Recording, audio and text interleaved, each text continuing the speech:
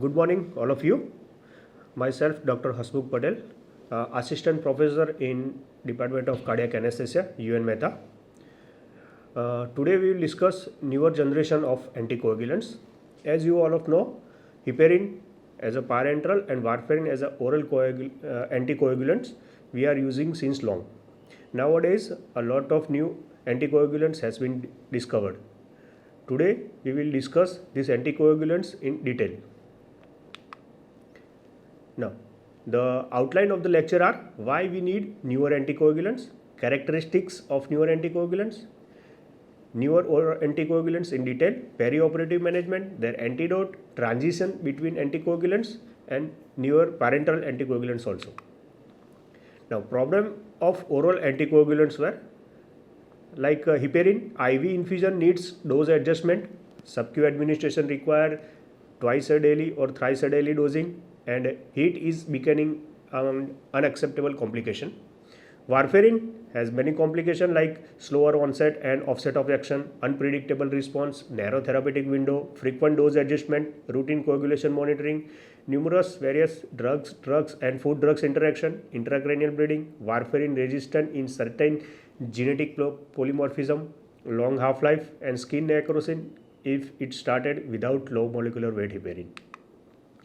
So we need an ideal anticoagulant which has fixed oral dose, very wide therapeutic range, it is reversible, acceptable bleeding risk, no need of monitoring, reasonable cost, and minimal side effect. Now, these are the newer anticoagulants. Now, they are classified as a anti-factor Xa direct inhibitors, anti-factor Xa indirect inhibitors, and anti-thrombin inhibitors. Anti-factor Xa direct inhibitors are rivaroxaban, apixaban, edoxaban, and otamixaban, while indirect inhibitors are fondaparinux and idraparinux. While thrombin inhibitors, newer drugs are dabigatran, others are hirudin, desirudin, agatroban, bivalirudin, and zymelagatran. Oral anticoagulants, they are called novel oral anticoagulants, as well as some are preferring to say them as direct oral anticoagulants. Let's we clear this nomenclature dilemma. Originally, novel term was designated to dabigatran when it was first discovered. Then after 4 years, two new drugs, apixaban and edoxaban, was discovered, and there is nothing like novelty remained to the dabigatran. So nothing like after 6 years. The term N in NOAC stands for non-vitamin K in the American College of Chest Physician Guidelines. NOAC terminologies may be used as no anticoagulants. This can be potentially life-threatening mistakes. So, International Society of Thrombosis and Hemostasis approved DOAC, direct oral anticoagulants nomenclature in 2015 recommendation. Now we see the pharmacological properties of the oral anticoagulants. Dabigatran, rivaroxaban, apixaban, and edoxaban. Mechanism, as we have already discussed. Out of that, dabigatran is only prodrug, rest of the are not prodrugs. Bioavailability is the highest with of rivaroxaban without food up to 100% with the food bioavailability of the rivaroxaban. Half-life, shortest half-life is of rivaroxaban 5 to 9 hours. The time to maximum plasma concentration is shortest with the dabigatran, half hour to 2 hours. Renal excretion, 80% of dabigatran is renally excreted, while edoxaban is 50%. Less are rest two drugs, rivaroxaban and apixaban, are 35 and 25% respectively. Liver metabolism, rivaroxaban and apixaban undergoes rivaroxaban. Less drugs are very minimally or no metabolism in the liver. GI tolerance, dyspepsia with dabigatran is there. Absorption with the food increase in the case of the rivaroxaban plus 39%, and with the edoxaban is up to 22%. Dosing are dabigatran BD, rivaroxaban OD, apixaban BD, and edoxaban is OD dosing. Now, effects of these drugs on coagulation test. Dabigatran increase the diluted thrombin time and E-carrying time. It increase APTT or no change and PT. Then factor Xa inhibitors increase anti-factor Xa increase or no change in PT and APTT.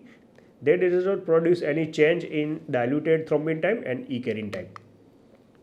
Indications of newer oral anticoagulants.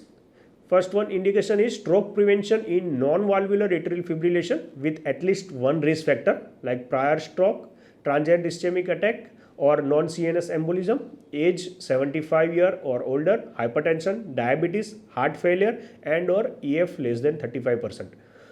Prevention of venous thromboembolism after elective THR or TKR, treatment of venous thromboembolism and prevention of recurrent venous thromboembolism. This drug can also be used for the bioprosthetic valves. The contraindication, non-hypersensitivity, renal impairment, dabigatran and rivaroxaban are contraindicated if the creatinine clearance is less than 30 ml per minute, while apixaban is contraindicated when creatinine clearance is less than 25 ml per minute. Clinically significant active bleeding, significant inherited or acquired bleeding disorder, hepatic disease with coagulopathy, organ lesion with at risk of bleeding including intracranial hemorrhage in previous 6 months, indwelling spinal and epidural catheter and during first 6 hours after removal, mechanical heart valve, pregnancy and breastfeeding mother. These drugs are not absolutely contraindicated in patient with the history of GI bleeding. Now, oral anticoagulants and renal function. As you can see in this chart, below 30 ml per minute creatinine clearance, dabigatran is contraindicated. None of this drug is advisable when patient is on hemodialysis. While rivaroxaban, edoxaban and apixaban dose can be continued with the reduced dose in case of less than 30 ml per minute creatinine clearance, and more than 30 ml these 3 drugs can be given, but dabigatran you should reduce the drug dose when its clearance is less than 50 ml per minute because it is 80% renal excreted. Now this drug in liver function, these are the child Pugh criteria for assessment of the hepatic function. There are 5 parameters: encephalopathy, ascites, bilirubin, albumin and INR, and they have given 1, 2 and 3 points, and according to the calculation of the point they have divided into 3 grades: grade A, grade B and grade C. Grade A with less than 7 points, grade B 7 to 9 points and grade C more than 9 points. Dabigatran, apixaban, edoxaban and rivaroxaban, all 4 drugs can be given in grade A patient, while rivaroxaban is not recommended in grade B patient, while rest 3 drugs can be used with caution in grade B patient, and grade C none of the drugs are advisable. Now, perioperative management of newer oral anticoagulants. First we will see the risk of bleeding. Now the surgeries are categorized according to the risk of bleeding in 3 parts: minimal bleeding, low bleeding risk and high bleeding risk. Minimal bleeding risk, there is a minor dermatological procedure, cataract operation, dental procedure, pacemaker or cardiac defibrillation device implantation. These are the low bleeding risk, minimal bleeding risk procedure, while low bleeding risk procedure are like arthroscopy, cutaneous lymph node biopsy, shoulder, foot, hand surgeries, coronary angiography, GI endoscopy biopsy, abdominal hysteroscopy, laparoscopic cholecystectomy, abdominal hernia repair, hemorrhoids. These are the surgeries with the low bleeding risk, while high bleeding risk surgeries like major surgeries, cardiac surgeries, major orthopedic surgery, reconstructive plastic surgery, urosurgery, GI surgery, TURP, nephrectomy, kidney biopsy, colonic biopsy, bowel resection, percutaneous endoscopic gastroscopic placement of endoscopic retrograde cholangiography, surgery in high vascular organ like kidney, liver, spleen, cardiac and intracranial or spinal surgery. These are the surgeries with the high bleeding risk. Now, timing to stop dabigatran prior to the surgery. The dabigatran dose is 110 or 150 milligram BD. If patient has a normal renal function, means creatinine clearance is more than 80 ml per minute and low bleeding risk surgery, you have to stop for at least 24 hours, and high bleeding risk surgery you have to stop for 48 hours. In mildly impaired renal function, means creatinine clearance is between 50 to 80 ml per minute. In low bleeding risk you should stop 24 to 48 hours, and high bleeding risk you should stop 48 to 72 hours. In Moderately impaired renal function means creatinine clearance is 30 to 49 ml per minute. In low bleeding risk surgery, you will hold till 48 to 72 hours before surgery, and high bleeding risk at least 96 hours before the surgery. When creatinine clearance is less than 30 ml per minute, dabigatran is contraindicated and stop at least 5 days before high risk surgery. Now, timing to stop apixaban and rivaroxaban prior to the surgery. Apixaban 2.5 or 5 mg BD and rivaroxaban 15 mg or 20 mg once a day. When there is a normal or mildly impaired renal function, means creatinine clearance is more than 50 ml per minute. In low bleeding risk surgery, these both drugs should be stopped at least 24 hours before the surgery. In high bleeding risk, 48 to 72 hours before. Moderately impaired renal function means creatinine clearance 30 to 50 ml per minute. In low bleeding risk surgery, 48 hours. In high bleeding risk surgery, at least 72 hours before surgery. Creatinine clearance less than 30 ml per minute. These drugs are contraindication. Kindly seek specialist advice. In the post-operatively, for low bleeding risk surgery, you can start this drug within 24 hours. In high bleeding risk surgery, do not resume the therapeutic dose until 48 to 72 hours and consider the alternatives like unfractionated heparin or during the this window period. Now, neuroaxial blocks, neuroaxial and plexus block, and these drugs. Now, dabigatran, all doses should be stopped for 2 to 5 days before the neuroaxial block, and in case of renal impairment for 6 days before the block. Now, rivaroxaban prophylactic dose should be stopped 24 hours before the neuroaxial block.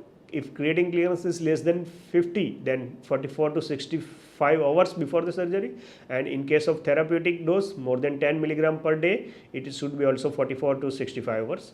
Apixaban prophylactic dose 24 hours and serum creatinine more than 1.5 and age more than 80 years. Our body weight less than or equal to 60, and therapeutic dose also you should stop 40 to 75 hours. Edoxaban prophylactic dose 20 to 28 hours, and if creatinine clearance is 15 to 49, body weight low body weight, and therapeutic dose should be stopped 40 to 70 hours before the neuroaxial block. Now, all these drugs can be resumed after epidural catheter removal. If catheter removal is clean, 6 hours after the catheter removal you can start, and if it is traumatic you should wait for at least 24 hours. For discontinuation before the pain intervention, if there is a high risk and medium risk procedure, then all this drug to be stopped 5 times the T-half, or in case of therapeutic dose on low creatinine clearance, you should stop 3 to 4 days, and in low risk surgery you should stop for 2 times the T-half the dose. Now, newer anticoagulants in emergency surgery.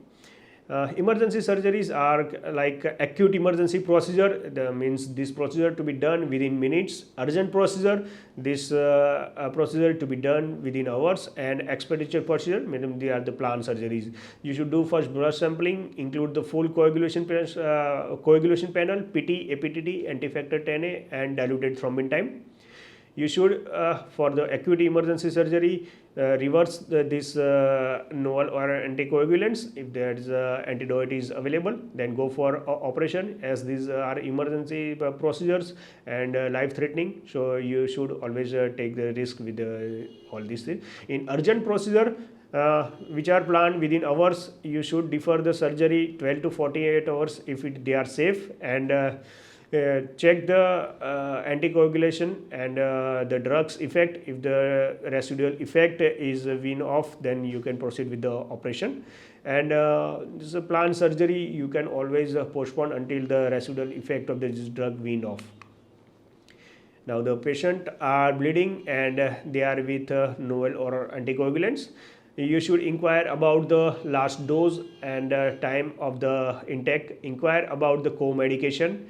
Blood sampling are done to determine the clearance and hepatic function, WBC. Then the rapid coagulation assessment like plasma drug level if they are available. Now, if there is a mild bleeding, you can delay or discontinue the next dose, reconsider the concomitant medication and reconsider choice of and dose of these drugs. If there is non-life threatening major bleeding, Then you can add on these supportive measures like mechanical compression, endoscopic hemostasis if GI bleeding, surgical hemostasis, fluid replacement with the PCV or platelet. Consider adjuvant tranexamic acid treatment of the factors or comorbidities contributing to the bleeding. For dabigatran, consider the edaravimab or hemodialysis. And in case of the life threatening or bleeding into critical size, you can add on the for dabigatran treated patient edaravimab 5 gram IV, or in case of factor 10A inhibitors, you can give adenosine alpha. Other you can give the platelet concentrated or prothrombin complex concentrate or activated prothrombin complex concentrate. Now the plasma factor, these are all the plasma therapy. Inactivated prothrombin complex, there are 3 factor and 4 factor. 3 factor includes 2, 9, 10 and 4 factor 2, 7, 9, 10. Activated prothrombin complex, they contain factor 2, factor 7 activated and 2, 7, 9, 10. And recombinant factor 7A is activated 7 factor. Now in the dose of antidote, edaravimab, it is for the dabigatran 5 gram IV in 2 consecutive dose, 2.5 gram IV over 5 to 10 minutes each should be given, and suppression of the effect should be within 24 hours. And adenosine alpha, there are the 2 dose regime, low dose regime and high dose regime. Low dose regime for apixaban less than 5 milligram, rivaroxaban less than 10 milligram and edoxaban less than 30 milligram. You should give 400 milligram at 30 milligram per minute infusion, and then infusion at the rate of 4 milligram per minute, total 480 milligram adenosine alpha to be given. And high dose regime for the apixaban more than 5 milligram, rivaroxaban more than 10 milligram and edoxaban more than 30 milligram dose. And high dose regime bolus 800 milligram, 30 milligram per minute rate, and infusion 8 milligram per minute. Now the cost of adenosine alpha is very high, so reversal cost is the $58,000 reversal. It is very costly. Sirparantrag, and this is another drug. It's bind specifically to direct oral anticoagulant as well as unfractionated heparin and low molecular weight heparin. It is still under trial and its dose is 100 to 300 milligram IV. Now the important is transition between the anticoagulants. So suppose you are transitioning from vitamin K to novel oral anticoagulants. So first of all, you have to stop vitamin K analog, warfarin you have to stop. Then wait for the 3 days. Then you do INR.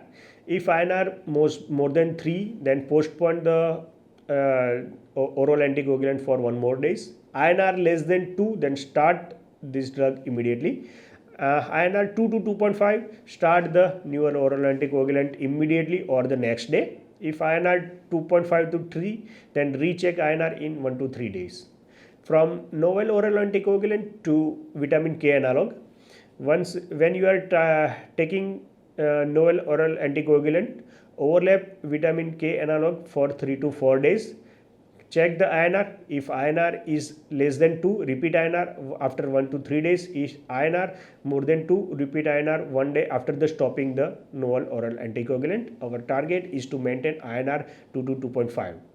Now from unfractionated heparin to novel oral anticoagulants, these are the very straightforward. You have to stop unfractionated heparin and start novel oral anticoagulant 4 hours after stopping unfractionated heparin. And while you are taking novel oral anticoagulant, you have to start unfractionated heparin 12 to 24 hours after the last dose of the NOAC. Novel oral anticoagulant and a patient undergoing atrial fibrillation ablation. So drug to be stopped 12 hours before the procedure, and no heparin to be given prior to the first transseptal puncture, and protamine to be given before the sheath removal. During atrial fibrillation ablation, target ACT is 300 to 350 second, and you should start this novel oral anticoagulant 3 to 5 hours after the sheath removal. Now the chronic coronary syndrome and acute coronary syndrome. Now Elective percutaneous intervention in chronic coronary syndrome. You have to first stop the novel oral anticoagulant at least 24 hours before the intervention. Consider alternatives like cardiac bypass, and then if a periprocedural anticoagulant, unfractionated heparin, bivalirudin can be given. You have to avoid GP2B3A inhibitors. Regarding stent type, prefer the contemporary drug-eluting stent. Avoid bare metal stent and first generation of drug-eluting stents. After discontinuation of the parenteral anticoagulant, start novel oral anticoagulants in combination of antiplatelet therapy. We will see in the subsequent slides. In case of acute coronary syndrome, on admission, you have to stop the novel oral anticoagulants, load with ASA 150 to 300 milligram. In case of ST elevation MI, load with P2Y2 inhibitors, not in non-ST elevation MI. In non-ST elevation MI, if it is urgent procedure, you have to go to the primary percutaneous intervention, in which you have to prefer the radial access, prefer new generation of drug-eluting stent, additional unfractionated heparin, low molecular heparin and bivalirudin to be given. Avoid GP2B3A inhibitors unless bailout, and avoid fondaparinux. If there is a non-urgent non-ST elevation MI, you have to delay percutaneous intervention and start fondaparinux. Avoid the bivalirudin, unfractionated heparin or 2B3A inhibitors. In ST elevation MI, if primary percutaneous intervention, as I have already told, and in case of fibrinolysis, it is relatively contraindication in patient with the oral anticoagulant. Transfer patient to the primary percutaneous intervention center as soon as possible. Now the post percutaneous intervention management. In case of elective percutaneous intervention, you have to continue the triple therapy for 7 days, in which there is a newer oral anticoagulant plus clopidogrel and aspirin for 7 days.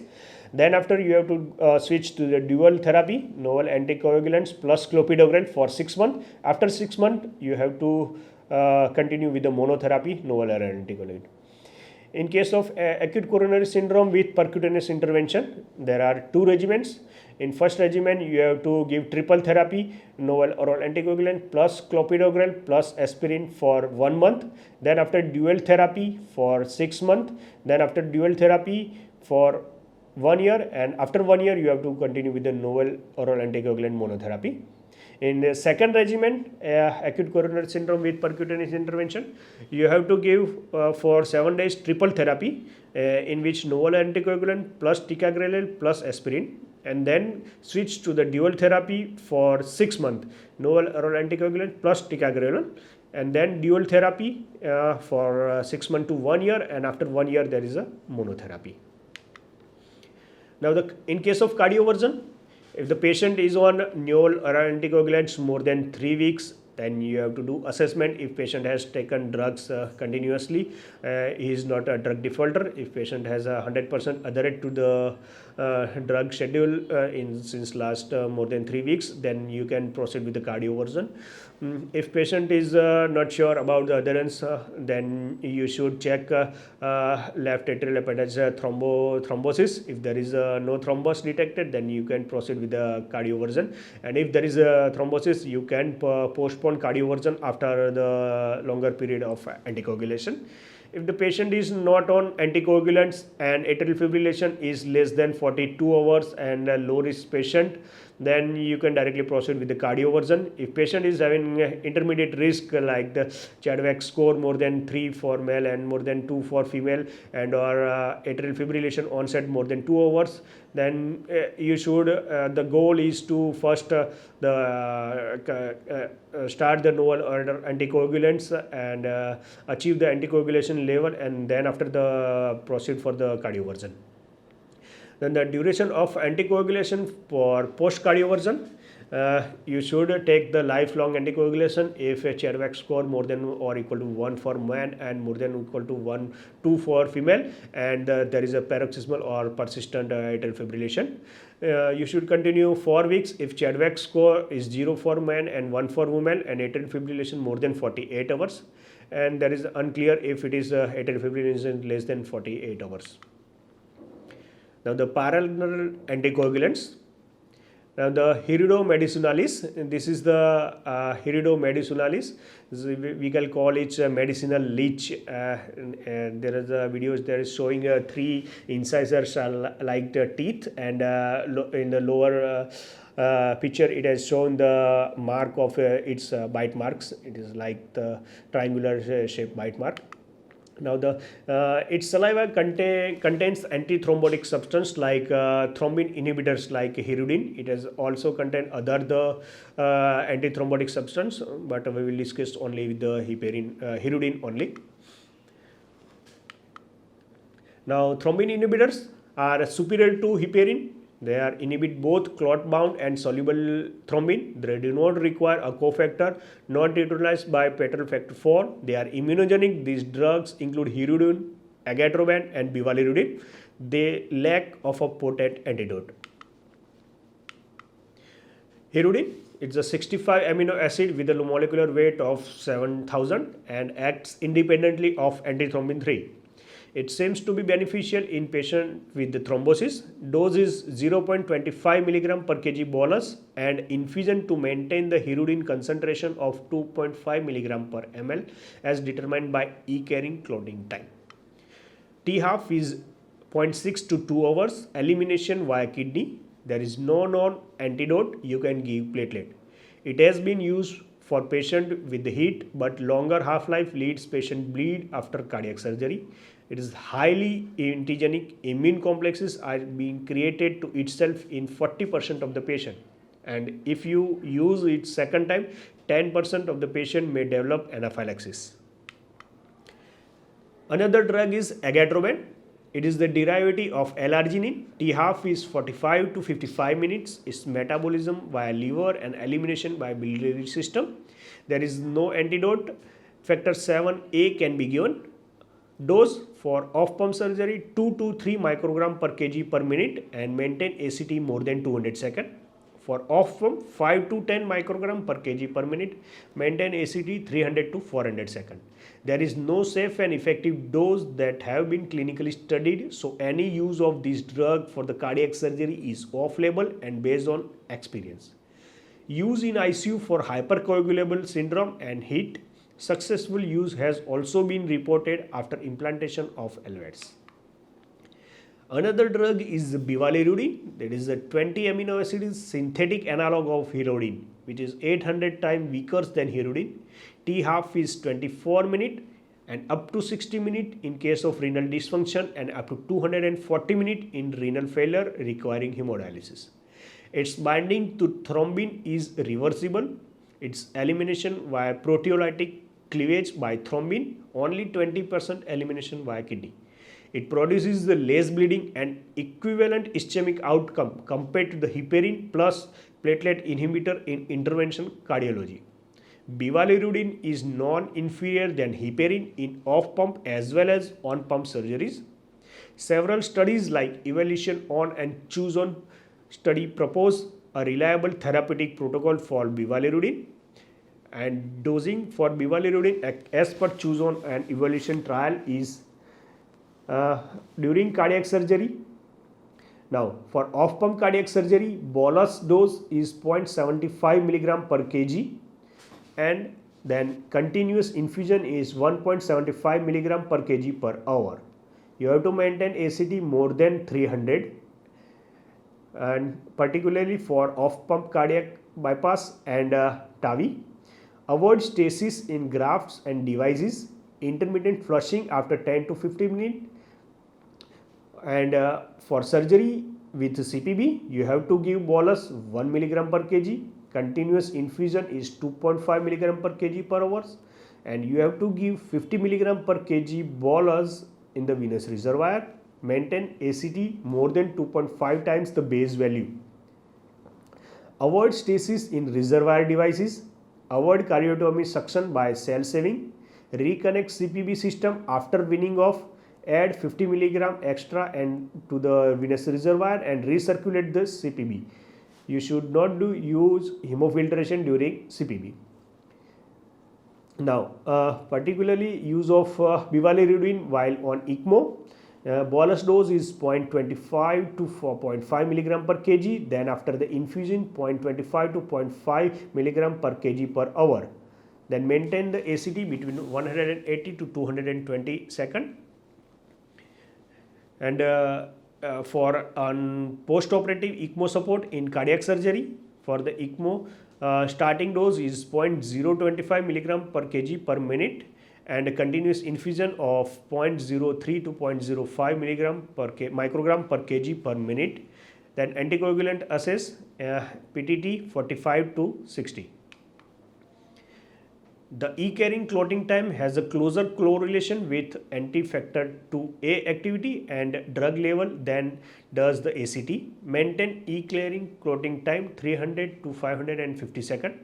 Stop bivalirudin infusion at least 15 minutes before the planned end of the CPB.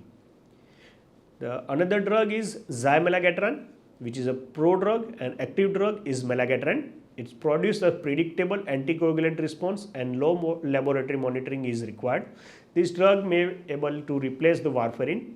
The FDA has turned down Zymalagatran in 2004 because of increased ALT level in the 6% of the patient. It has been approved in the Europe for short-term use, and FDA will re-evaluate it after the further clinical trials. Ancoagulant.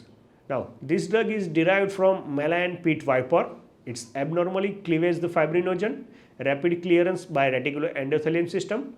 Thrombin thus has no substrate to which on act. A replenishment of fibrinogen via hepatic synthesis is very slow. Side effects are severe bleeding and require more cryoprecipitate and fresh frozen plasma compared to the heparin. Thrombin production lead to massive platelet activation, and this can lead to secondary decline in the platelet count. No clot is from platelets adhered to the wall of the oxygenator and reservoir. The platelet count may decline to less than 1000 per cubic mm. Transfusion with platelet concentrate and cryoprecipitate may re-establish normal coagulation. Ancoagulant is not commercially available in US. Low molecular weight heparins, frexaparin, deltaparin and enoxaparin. As you can see, low molecular weight heparin and unfractionated heparin, both binding with antithrombin 3 can inactivate the factor 10A, but its binding with antithrombin 3 requires continuously with the binding with factor 2A to inhibit the factor 2A. Properties of unfractionated heparin, these are the antithrombotic, anticoagulant, antihemostatic and antiplatelet. Low molecular weight heparin have greater antithrombotic activity and less antihemostatic activity. APTT and ACT do not monitor its effects, not used for CPB because of limited ability of protamine to neutralize them. Indirect factor 10A inhibitors. Fondaparinux is a synthetic pentasaccharide identical to that in heparin. Factor 10A inhibitor that required antithrombin 3, which does not affect the thrombin, platelet or fibrinolytic activity. T-half is 17 hours, 2.5 mg OD subcutaneous dose, elimination via kidney. They are used for prophylaxis of DVT after surgery, but it does not alter the routine coagulation stage. It requires factor 10A assess. Patient with heat do not respond to fondaparinux. There is no direct antidote. Factor 7A can be given. Idraparinux. This is the synthetic pentasaccharide like fondaparinux. T-half is very long, 130 hours. Once a weekly subcutaneous dose is required. It is used for treatment of the DVT. Long-term use causes the excessive bleeding. A newer version of idraparinux, which can be reversed by avidin infusion, is currently being evaluated in clinical trials patient with the heparin, venous thromboembolism. Now, if had warfarin introduced in the market today, the FDA would have rejected it. These are the sentences by a cardiologist during the European Society of Cardiology meeting. But still, warfarin remains our poor man's choice. Thank you very much.